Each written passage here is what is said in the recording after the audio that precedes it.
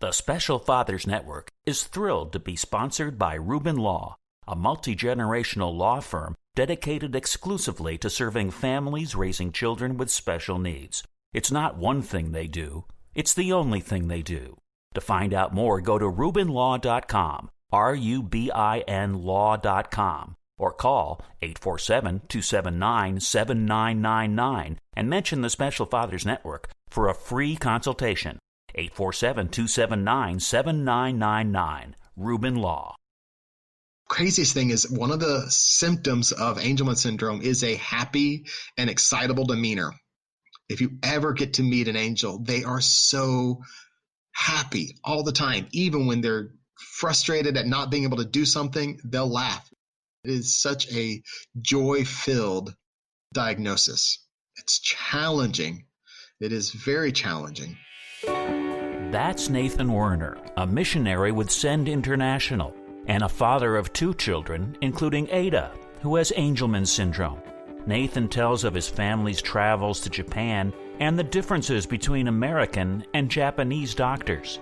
That's all on this Special Fathers Network Dad to Dad podcast. Here's our host, David Hirsch. Hi, and thanks for listening to the Dad to Dad podcast, Fathers Mentoring Fathers of Children with Special Needs, presented by the Special Fathers Network. The Special Fathers Network is a dad-to-dad mentoring program for fathers raising children with special needs. Through our personalized matching process, new fathers with special needs children connect with mentor fathers in a similar situation. It's a great way for dads to support dads. To find out more, go to 21stcenturydads.org. And if you're a dad looking for help or would like to offer help, we'd be honored to have you join our closed Facebook group. Please go to facebook.com/groups and search Dad to Dad. So let's listen now to this conversation between Nathan Woerner and David Hirsch.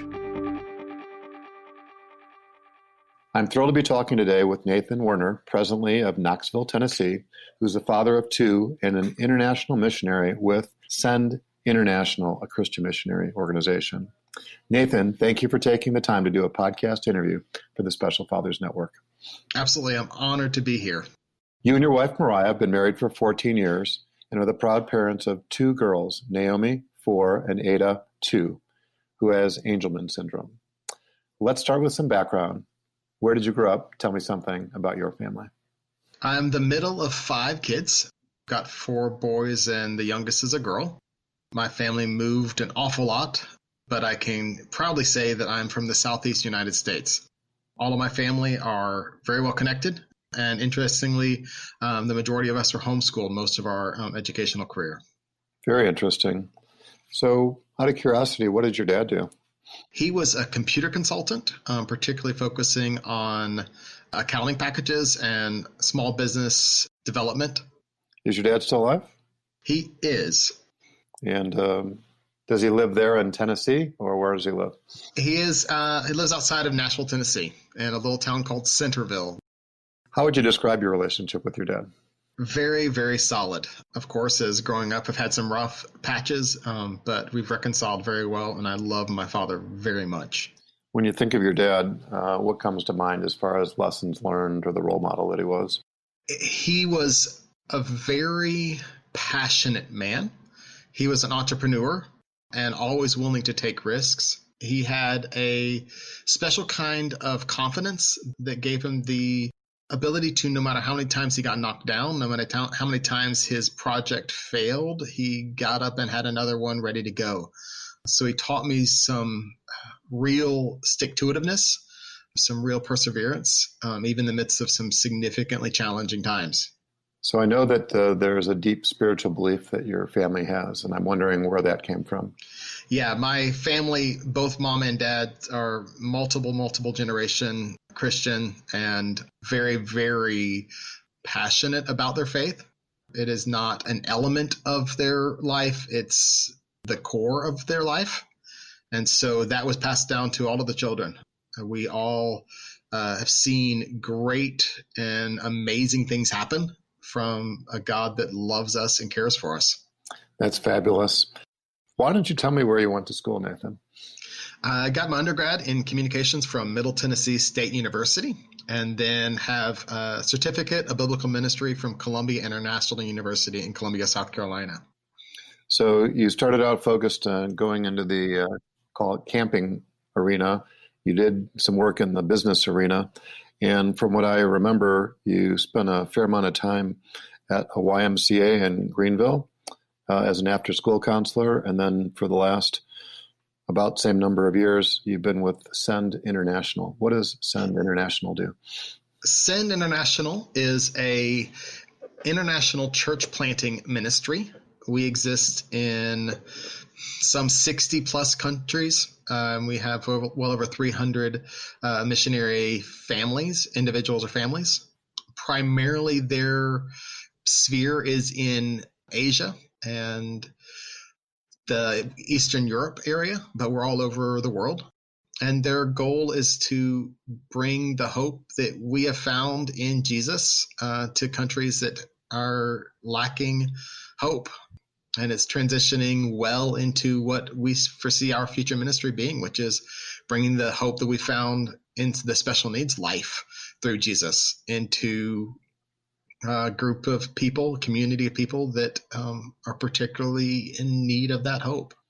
Well, I really admire the work that you do and the work that Send International does. And from what I remember, you've spent the better part of the last 5 years in Tokyo.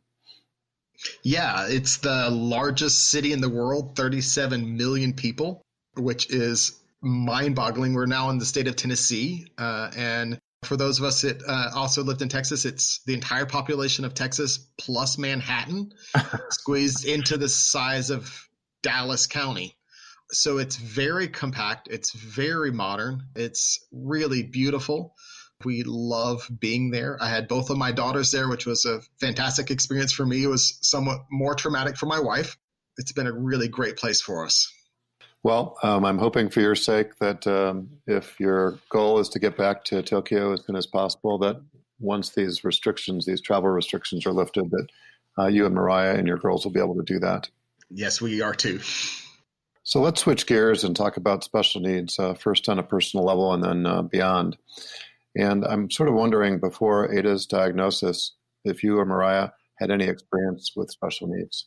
One of my best friends in high school's older sister has Rett syndrome, which I remember was a pretty bizarre thought for me when I first found out. And now I'm extremely happy to say that that sister is now 40 years old and still doing very well. So it gave me a lot of hope, and I really appreciated the compassion that my friend had because of her sister's condition. Very interesting. So I'm sort of curious to know, what is the diagnosis? How did it transpire? And what was your first reaction upon learning about it? Man, Angelman Syndrome is a super rare genetic disorder that affects the function of the brain.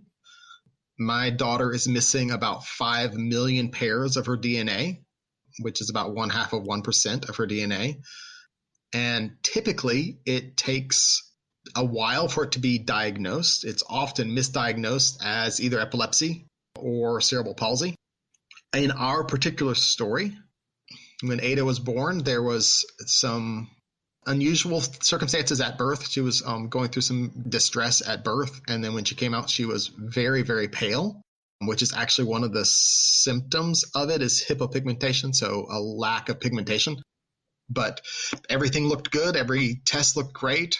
But it was actually about 2 years ago now, so around her 3-month checkup, that we started to notice that she was not hitting any of her milestones. She wasn't able to engage with eye contact. She had some pretty significant strabismus, so eyes were at a pretty wide angle. So she was seeing double everything. She really couldn't engage very well. She was happy. She was healthy. She seemed to be growing well, but just not developing the way that she should be. Wasn't pushing up on her hands, wasn't playing with her toes. So we continued in Japan and ended up seeing 5, maybe 6 pediatricians before anybody would take us seriously. It's kind of a cultural thing that the doctors are the experts and the parents should listen to what the doctors have to say. Which is kind of different than America. America is doctors are the experts, but the doctors should listen to what the parents have to say.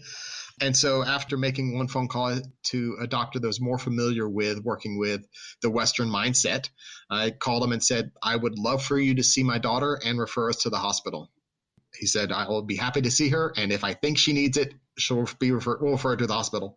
He thought that she had some hearing loss, which we knew she didn't, because anytime that her older sister walked in the room, she was super excited. We were referred to a pediatric neurologist named Nishida was really, really a godsend. And I don't mean that just as a throwaway word. I really do believe that he was there specifically as a grace of God. He had spent some time in Western medicine training. So he gave us the most consideration of any of the doctors that we dealt with. We ended up doing tests in December, and early December, everything came back normal. MRI, EEG, blood test, everything came back great. So we just thought, maybe she's a little delayed and we'll be okay. 10 days later, she started having what we thought were drop seizures, where she would seem to lose consciousness for just a half a second. And when we talked to him, he said, come in and see me today. Again, by the grace of God, she actually had 3 episodes while we were in there with him. And he said, we need to get her in an EEG for an extended period of time. A few days later, we were in there for a purely torturous 30 hours, trying to keep EEG probes on a 9-month-old head while she's sweaty and not happy is really challenging. But there was no seizure activity. However, there is a very unique brainwave pattern that is indicative of Angelman syndrome. Dr. Nishida had never seen an Angelman patient before, but he was able to, by that unique signature, give a preliminary diagnosis of Angelman syndrome on January 19th. And he said, we need to do a blood test. It'll take about a month. And we'll schedule a revisit on February 15th. That was of 2019. February 15th, by some remarkable fluke and or the grace of God, is International Angelman Awareness Day. Oh, my. So when we found that out, we knew that was the diagnosis of our daughter. He described some of the symptoms of what an Angelman is typical of an Angelman baby. And it was, for me, just a checklist of the things that she was going through. Developmental delay. Craziest thing is, one of the symptoms of Angelman syndrome is a happy and excitable demeanor. If you ever get to meet an angel, they are so happy all the time. Even when they're frustrated at not being able to do something, they'll laugh. It is such a joy-filled diagnosis. It's challenging. It is very challenging, but it is full of joy. So we were really excited that we had at least a diagnosis. It was not what we wanted. It was it was 2 sides of the same coin. One thing, we were excited that we finally knew what was going on, but putting a label to it made it permanent, made it real, made it not just in our head. And that was really hard. I didn't like that. So thinking about that, what was going through your mind once the diagnosis was confirmed? What were your fears or concerns as a young dad? One of the main challenges for Angelman syndrome is the lack of communication.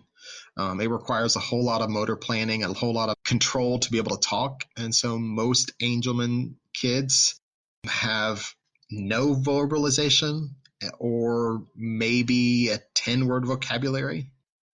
So I knew that my daughter would probably never be able to say her own name, would not be able to know her sister's name.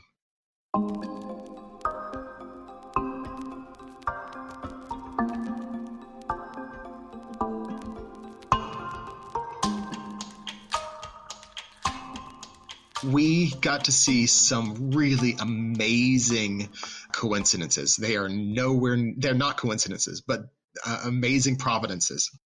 There were at the time 5 clinics in the United States that specialize in Angelman syndrome. One of the 5 is in Nashville, Tennessee, at Vanderbilt University. And Dr. Jessica Dewis was the head of that clinic. And Dr. Jessica Dewis is one of the top geneticists in the world on Angelman Syndrome. Nashville, Tennessee is where my family lives. So she graciously gave me her cell phone number and said, call me, we'll figure this out. So I remember distinctly walking through downtown Tokyo, Ada asleep in the little carrier that I had. And I walked for about 7 kilometers that afternoon while talking with Dr. Dewis. And the time difference meant that Dr. Dewis got on the call at about 11:30 and stayed on the call with me until 2:30 in the morning. Oh my God. Just giving me all kinds of information and really just speaking a ton of peace and a ton of actual facts and not fear.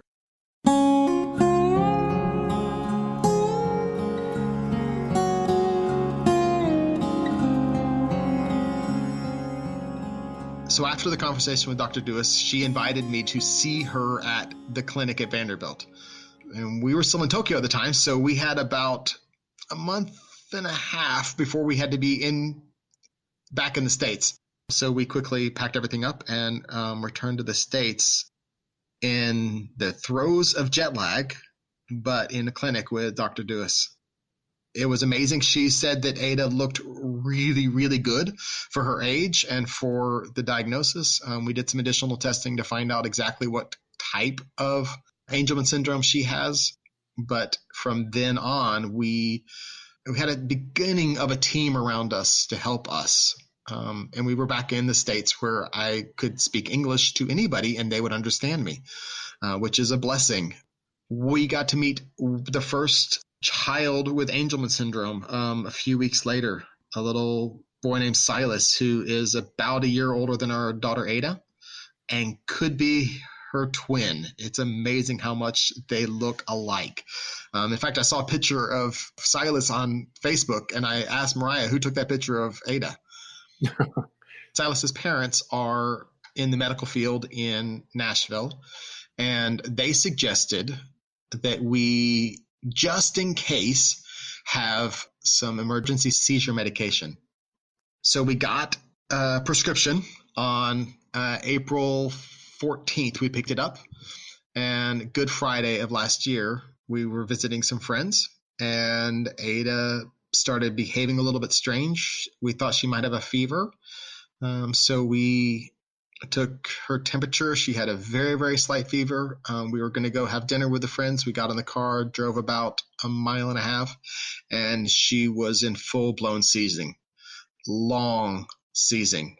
We ended up calling the ambulance and giving her seizure medication. The first time, we had literally picked it up 3 days before.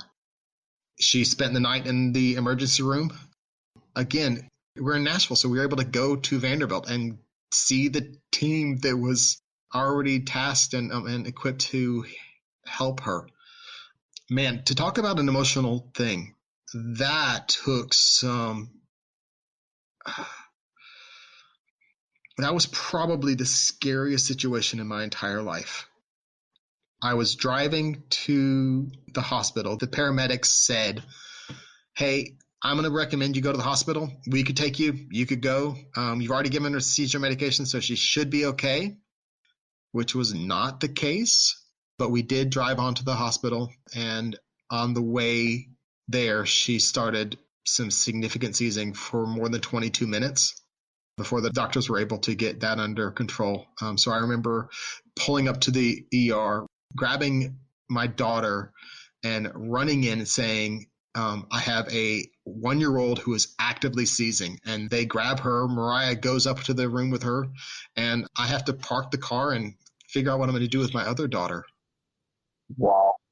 It's very common for angels. 80% of Angelman baby have seizures, and many of them have uncontrollable seizures as part of their diagnosis. And so that is a common element of it, and it's one of the more scary elements of the diagnosis. But we've had just we've been very, very blessed to only have that event as her major seizure activity. Yeah, well, that's a remarkable story. And talk about being in the right place at the right time with the right people in place. Like you said, it's probably not a coincidence, but it's the hand of God. So, one of the things that's not lost on me is that she's only 2 years old.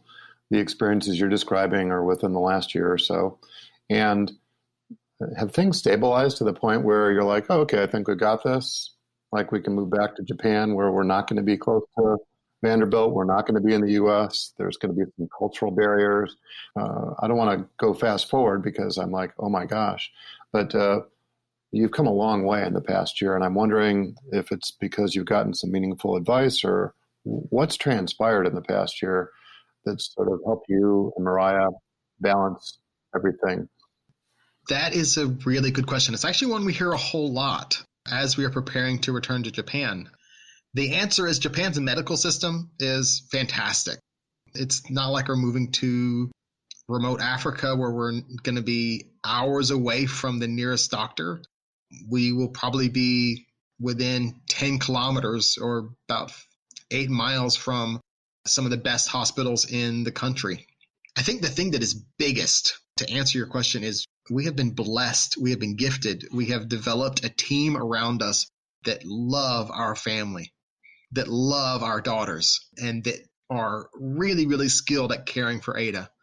And so we have resources here that will equip us to work there, where we feel God has called us to be, where we are equipped and have a great desire to be. We've now seen dozens of therapists. We got a chance to meet the world's experts in this disorder on multiple occasions. And so we really have a great exposure on this side of things that now we hope to bring back to Japan.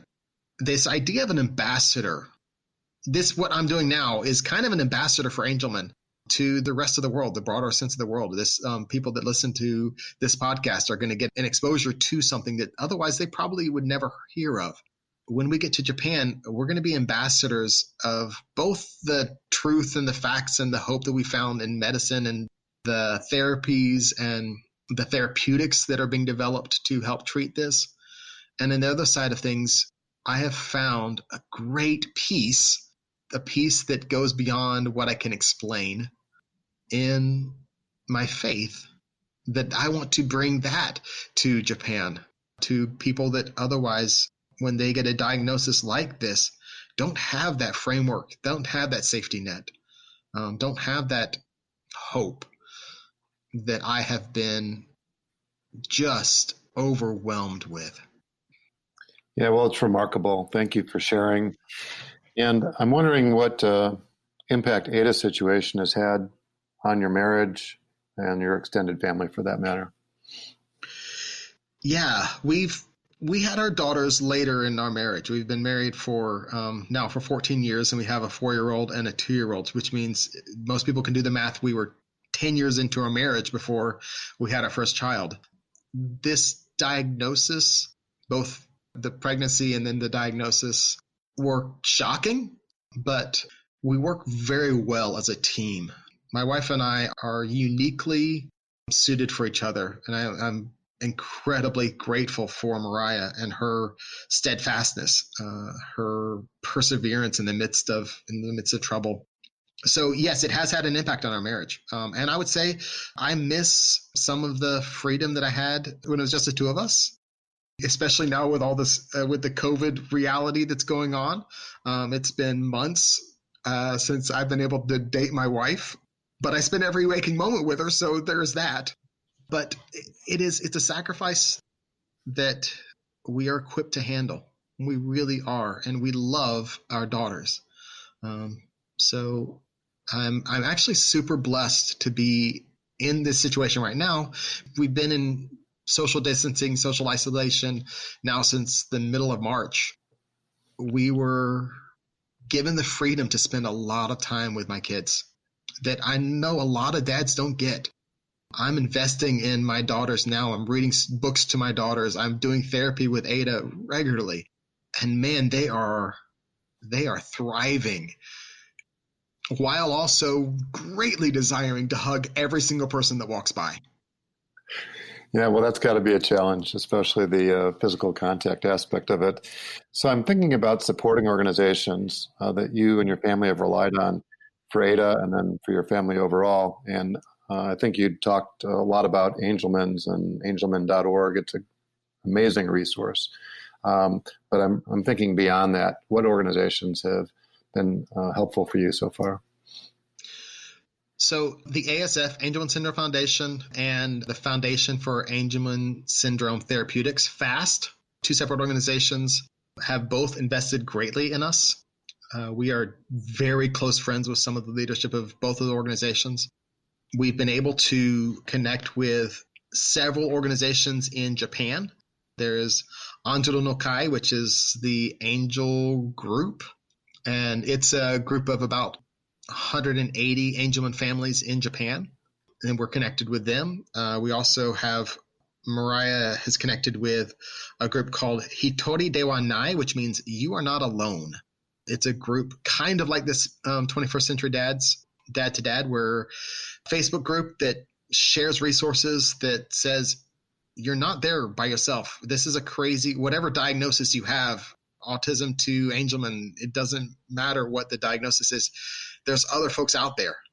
We have one friend that they've been able to find 3 other families in the world that has their child's diagnosis. That still means they're not alone.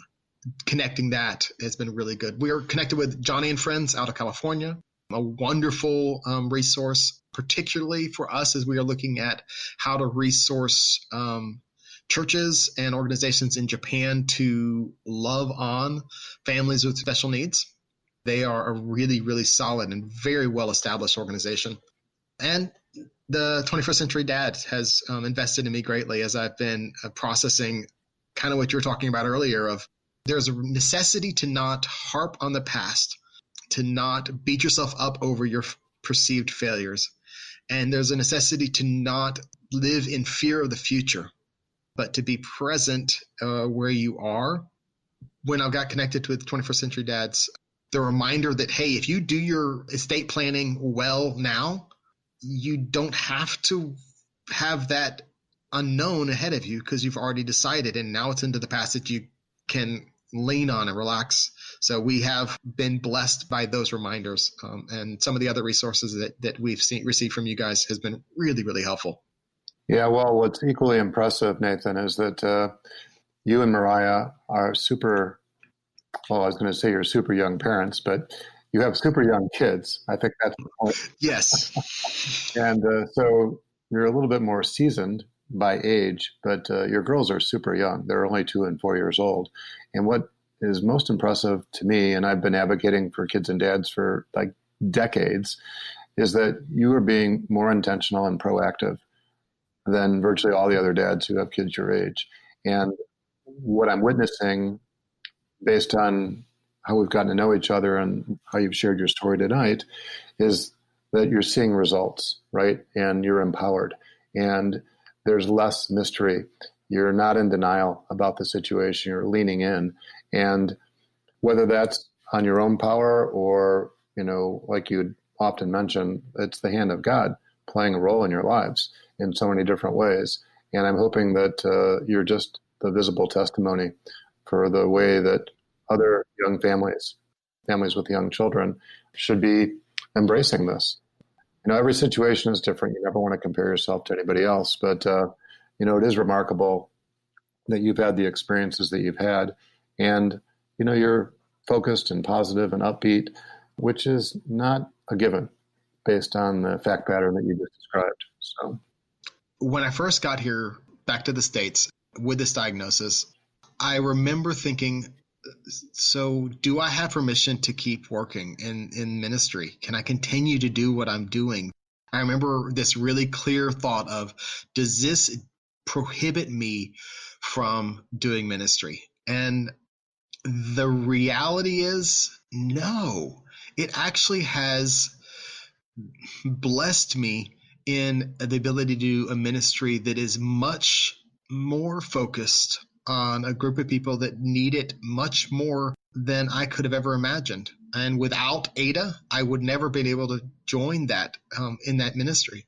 And I remember there was one verse, and I actually heard it on several of the other podcasts, but it's 2 Corinthians 1:3-4, and says, "And the God of all comfort will comfort you in all circumstances or in all affliction, so that you may comfort others in any affliction with that comfort with which you yourselves have been comforted." And for me, it gave me permission to say, I hurt. This is not fun. This is really rough, because affliction is part of that. And then I got to sense the comfort that God knew what was going on. He's got this. It wasn't a mistake. It wasn't anybody's fault. It wasn't a judgment on me. It's just where I'm at.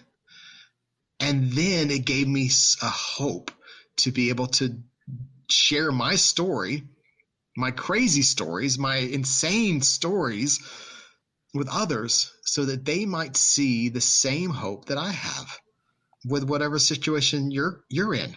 So whether you have a special needs kid that's actively seizing and you just don't know what to do, or you've got a son that's 25 years old and still having challenges with his autism.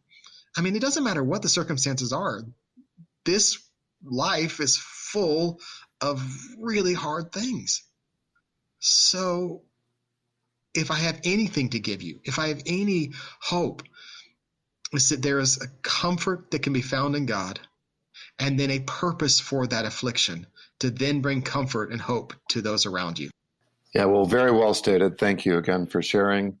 And I'm sort of curious to know, why is it that you've agreed to be part of the Special Fathers Network? I, like you, David, have been passionate about fatherhood, about masculinity, about becoming a man since I was 14, 15 years old, almost as long as you have been. There is a necessity for guys to bear one another up. You're not alone. You can't do this alone. You really can't.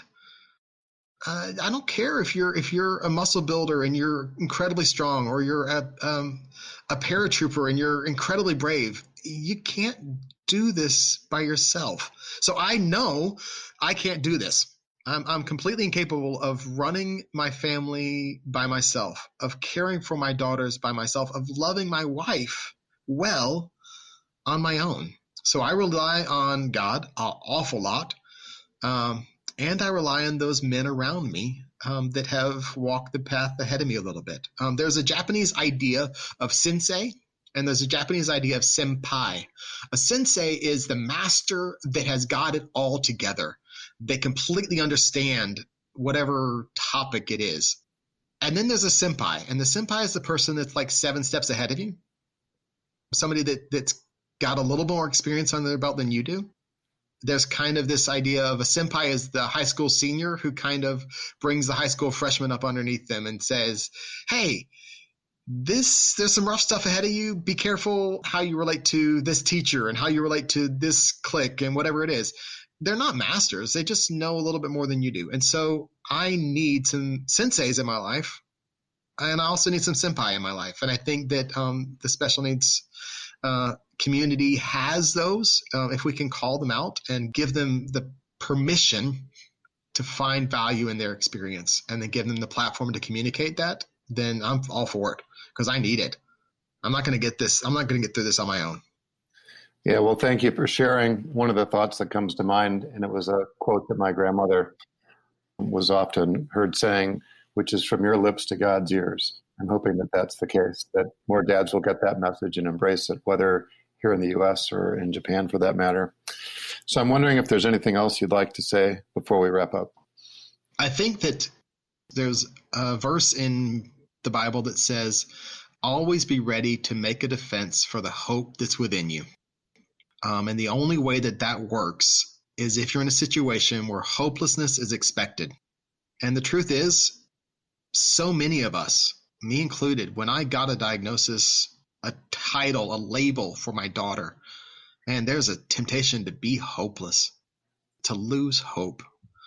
And so I've found that I have to be a visible presence of hope in the midst of a hopeless situation.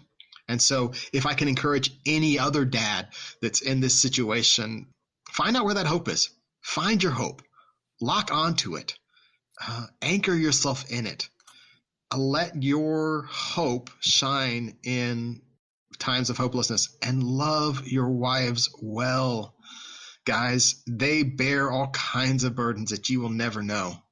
And it's really easy to shortchange your responsibility. You are not just the paycheck that brings food to the table, but you are the anchor, you're the rock in the midst of a crazy storm. Yeah, well, thank you again for sharing. We're thrilled to have you as part of the network. Glad to be here.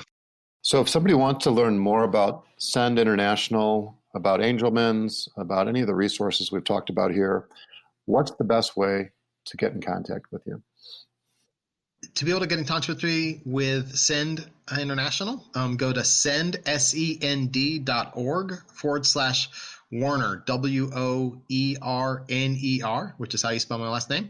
And if you want more information about Angelman Syndrome, go to angelman.org or cureangelman.org. Angelman.org is the Angelman Syndrome Foundation website, which is full of great resources. And the cureangelman.org is the FAST website. And there are some really amazing, exciting things coming out in the medical field, potentially to reverse Angelman Syndrome. Yeah, well, we'll be sure to include all that in the show notes, so it'll make it easy for somebody to follow up. Nathan, thank you for taking the time and many insights. As a reminder, Nathan is just one of the dads who's part of the Special Fathers Network, a mentoring program for fathers raising a child with special needs. If you'd like to be a mentor father or are seeking advice from a mentor father with a similar situation to your own, please go to 21stcenturydads.org. Thank you for listening to the latest episode of the Special Fathers Network Dad to Dad podcast. I hope you enjoyed the conversation as much as I did. As you probably know, the 21st Century Dads Foundation is a 501c3 not-for-profit organization, which means we need your help to keep our content free to all concerned. Please consider making a tax-deductible donation. I would really appreciate your support. Nathan, thank you again. Thank you so much, David. And thank you for listening to the Dad to Dad podcast, presented by the Special Fathers Network. The Special Fathers Network is a dad-to-dad mentoring program for fathers raising children with special needs. Through our personalized matching process, new fathers with special needs children connect with mentor fathers in a similar situation. It's a great way for fathers to support fathers. Go to 21stcenturydads.org. That's 21stcenturydads.org. And if you're a dad looking for help or would like to offer help, we would be honored to have you join our closed Facebook group. Please go to facebook.com/groups and search Dad to Dad. Also, please be sure to register for the Special Fathers Network bi-weekly Zoom calls held on the first and third Tuesdays of every month. Lastly, we're always looking to share interesting stories. If you'd like to share your story or know of a compelling story, please send an email to david@21stcenturydads.org. If you enjoyed this podcast, please be sure to subscribe on iTunes or wherever you listen. The Dad to Dad podcast was produced by Couch Audio for the Special Fathers Network. Thanks again to Reuben Law for supporting the Dad to Dad podcast. Call Reuben Law at 847-279-7999 and mention the Special Fathers Network for a free consultation. 847-279-7999.